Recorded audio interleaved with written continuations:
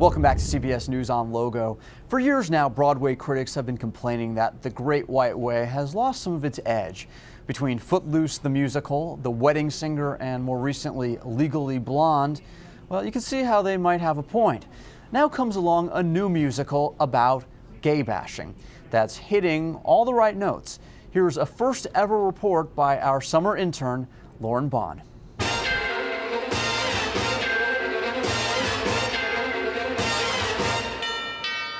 It's hard to say what makes a musical sing. Under the sea, Disney is always a safe bet. gayer than laughter are you. Reviving a good old classic has also been known to work. One thing that's not usually the stuff of box office hits on The Great White Way is, well, Husband and husband. believe it or not, the latest sensation in the musical world these days isn't about a wicked witch or a singing mermaid. It's about, well, gay bashing. We thought would be really interesting to take that sort of genre and flip it on its head. We love hip hop. We love hip hop. Star-crossed lovers, it ain't a family thing, but our whole straight society. Bashed, a new musical written and performed by Nathan Kukau and Chris Craddock, two white boys from Canada, is getting a lot of buzz these days. Billed as a gay rap opera, it tells the story of Dylan, a small-town boy who moves to the big city where he meets Jack. The two fall in love and get married.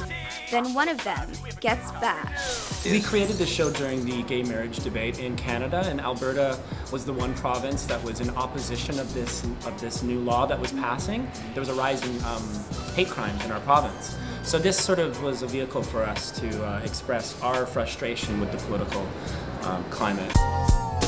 A little warning, the language can be at times a bit offensive. This musical is definitely not for kids, but that doesn't mean there's not a hopeful note. Just like in Romeo and Juliet, which is a tragedy, I think that the audience would leave the show with the message wanting to change their own lives or help change someone else's lives. But even if it isn't a life-changing experience, you can bet your bottom dollar this show for homos and homies won't wrap anytime soon. Lauren Bond, CBS News on Logo, New York. Good job, Lauren.